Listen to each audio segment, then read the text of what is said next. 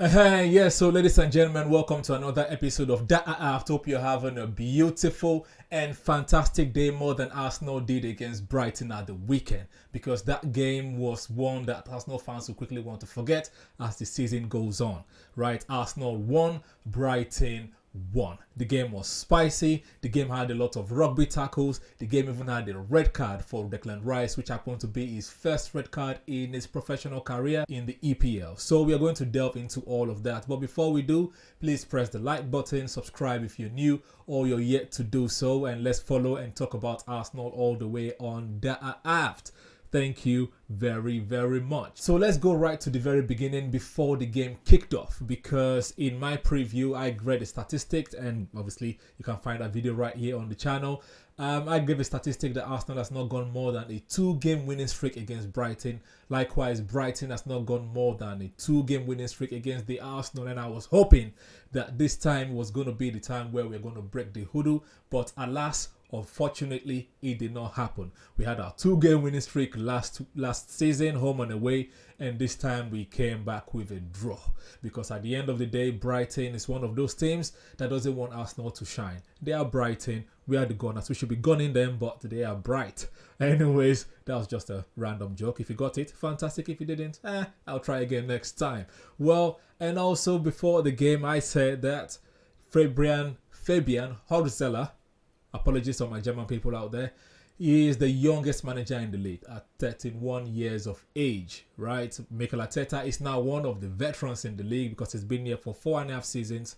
How football works, it's no longer the days of Ferguson and David Moyes.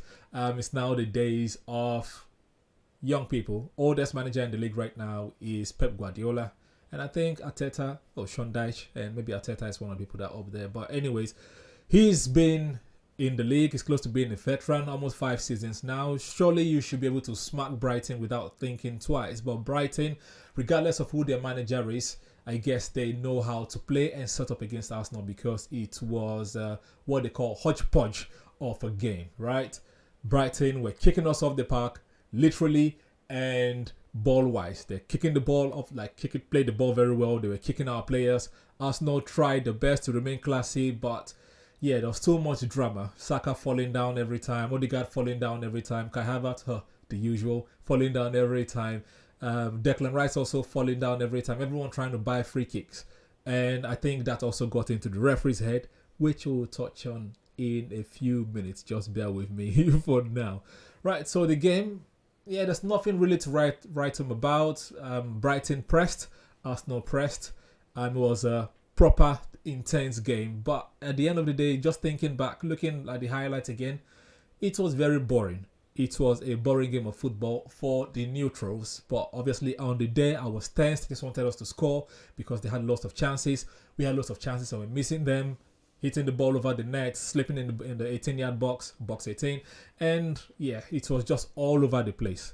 And luckily for us, we had the first goal. As usual, Starboy Saka did his thing and, looped the ball, gave Dunk a little elbow, like Dunk was not even there. He did Dunk the old man like that. Same way Brighton will try to do us like that. And looped the ball into the path of Kai Havertz. Kai Havertz, for once, thank you for that. Your dink actually worked, and the dink the keeper was a beautiful goal. But that was the only one-on-one chance that we actually took, because we had lots of one-on-one chances in the second half with Kai Havertz, with Bukayo Saka, but yeah, it was not meant to be. It's just one of those games that I would like to forget, because I think this same time last season we played Fulham and it ended a draw as well. So yeah, that's that. And let's talk about the referee. Like I said, we kept falling down and falling over. I guess it got into the referee's head, and that made him to make the worst decision of the weekend. I can't say the worst decision of the year, because they've made very, very terrible mistakes. But this time it was the worst one of the weekend, because no other decision came close, right? And me saying that Arsenal players falling all the time got to the referee's head is just me playing the other part, trying to see it from the referee's point of view, because referees at the end of the day are people. They make mistakes the same way players make mistakes. We missed a lot of one-on-ones. We passed when we should have shot. We shot when we should have passed, and things like that. I'm sure the referees are also the referees are the same as well. They are running, watching everything, listening to different voices in the ears, and then they tend to make the wrong call. Sometimes it goes for you, sometimes it goes against you, and sometimes very, very terrible. And of course, Arsenal fans, we are very, very angry, agitated, and feel like the PGMOL is against us. They could be, but there's a lot of evidence to that. But like I said, maybe just too many things going on. Rice falling down like every time, Saka falling down every time, Odegaard falling down every time, trying to buy a free kick, and this time probably just got tired of it and just gave the second yellow card. That is from the referee's point of view, right? But let's look at the match watchers and the players' point of view. So Declan Rice had the first yellow card. Fair enough. That happens. You have to take one for the team. But the second yellow card, as you have noticed all over the internet, is one that has been going on for a while now. Contention about whether it's a yellow card or it's not a yellow card.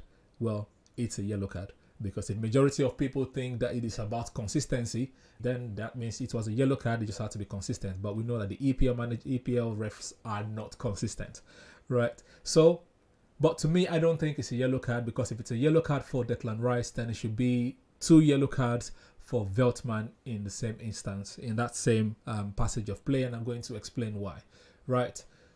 Declan Rice and Veltman had a tussle. They fell to the ground. Rice stood up and was walking away. I don't remember if the referee blew or not, because it's been a long time now. And Veltman stood up, kicked the ball against Declan Rice. Okay, so if the referee had blown and that was Veltman taking the free kick, it means that Rice has the right to kick the ball away, which is what Mikel Arteta was trying to say, and I agree with that. Okay, he is within his right. You can kick the ball to train, you can kick the ball anywhere, right? Because Veltman has kicked the ball, which means the free kick has been taken. And if the free kick is not taken, it also means that after Declan kicked the ball away, Veltman came to whack Declan Rice to the floor. That should also be a malicious and putting an opposition player in harm's way. Surely that is also a yellow card or a red card offense. So to me, that is why Declan Rice doesn't deserve a yellow card. But if the ref has actually blown and booking Declan Rice for time wastage, it means that Veltman should also be booked for time wastage, because he kicked the ball against Declan Rice first. Right? That's not him taking the free kick. So this is the thing. Now the problem is VAR also watched the replay and then they said, oh yeah, he made the right decision. And I understand that VAR, Howard Webb have come out to say that VAR is not trying to re-ref the game. It's just making sure there was clear and obvious errors.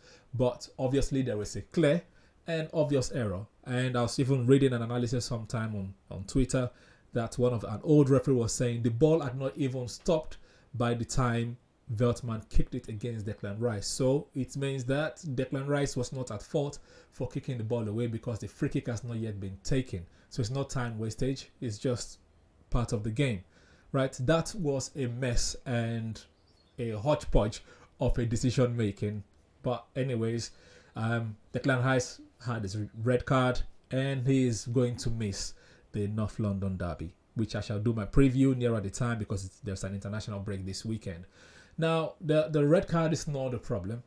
Players get sent off all the time. It's how you respond to the red card. Usually, when a team has a red card, the manager responds straight away by bringing in another midfielder or bringing in another defender. But Mikel Arteta, in his own usual way, did not respond instantly. Just pushed us to a back five, and that did not really work out for us, because not long after that, there was just one straight ball from the defense right. I think it was Dunk that played the ball right, just walked through the midfield. Just basically the ball was having the ball rolling to our 18, and then Welbeck missed, I think, and João Pedro scored his goal. That was terrible. It could have been avoided. I know people will try to blame Gabriel Magalhaes, but what about the midfielders? People that are meant to have stopped the ball before it got to him and left him one-on-one. What about the positional? People did not know what they were doing in that position. I don't know what happened there. And then we had made the change of Calafiori, and then Zinchenko came on, and Martinelli came on. Like, so many things that should have happened before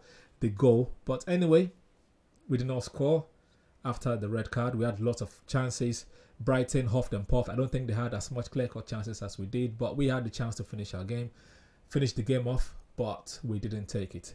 If there was an argument, again, if there was an argument for Arsenal needing a clinical striker, then this will be it. Because those that will be saying Arsenal need a clinical striker, they'll be like, this is why we have told Arteta to sign a clinical striker, but we don't have a clinical striker. We expect Kai Havertz to be clinical. We expect Saka to be clinical. We expect Odegaard, oh my goodness, to be clinical. And now we have Raheem Sterling. Is it going to be clinical? Remains to be seen. But if you're judging by the last 2 seasons, I don't think he's going to be clinical. But he's going to score goals, contribute here and there. But we'll see what happens anyway. So let's try to do a quick player rating. I'd like to rate by saying alright, terrible, great, and excellent. But starting with the overall team performance. I will say overall I'll give it a 5.5. Because, I don't think I really enjoyed that game. There was nothing to write home about. If you think about it, what are the key moments? There is not really, because the only thing people are talking about in the Arsenal-Brighton game on the Arsenal part is the red card, not how we played and nothing like that. So it was just an average performance. 5.5 because we tried even after the red card. We kept Brighton from getting a second goal. That's the additional 0.5. But overall play, even in the first half, I don't think we had a time where we dominated the game for like 10 minutes or 15 minutes at a stretch. That did not happen this time. So individual players, David Raya had a very, very good performance. His shot stopping ability has come to play, collecting crosses. His distribution was very, very good as well. So a very good performance for David Raya. As a matter of fact, he is our man of the match from my point of view, from my perspective. If we go to the left back, we have Julian Timber. Julian Timber had a good game, so his rating is good. It was not the same intense performance he had against Aston Villa last week. I guess away performance is different from home performance, so good from him. Gabriel Stone Cold Magalhaes. This time it was not that stone cold. It was not stone cold. It was Gabriel Water Magalhaes, and I'm going to give him an alright performance. William Saliba as well. Alright performance. Benjamin White. Alright performance. Thomas Partey. Good performance, but the lots of shaky moments. But his passing, his distribution, his control of the midfield was good overall. So good performance. Leandro Trossard. Good performance. I was surprised that he came on, but it made sense. He had a good game last season against Brighton. Last week he had a good game against Aston Villa when he came on. So he deserved his start because Martinelli was not doing his bit. So he had a good performance. Unfortunately, he did not get a second goal. But anyway, he had a good performance. Odegaard, alright performance, I would say, because lots of chances. The usual Odegaard that will control the midfield, he didn't do it as well as he usually does in the last game. So, alright performance. Bukayo Saka, alright performance, just kept falling down. I know they were kicking him up and down, but Saka always come up with the magic moment. He had the assist, but that was about it. So, alright performance. Kai Havertz, alright performance as well. Apart from the goal, what did he really do apart from falling down and slipping? So, that's my player rating. I'm sure a lot of you will disagree, but you let me know in the comment section below. And while you're scrolling down to the comment section, please like the content and subscribe if you're new or yet to do so. Our next game is against Tottenham Hotspurs. There's an international break in between, so I'm going to bring out a video at the time. Hopefully, we are going to get a big win. We'll talk about it near the time. But until then, as usual, please do us a favor. And I've said it more than one time already. Just like the content. Subscribe if you're new and you're yet to do so. I'd like to grow this channel as quickly as possible. And I'll need you to help contribute to that as well. Right, use your brain, read, stay curious, and come on the Arsenal. This has been D.A.A.A.F.T. Enjoy and see you next time. Psst, psst. Oi. Subscribe. Press subscribe. Thank you.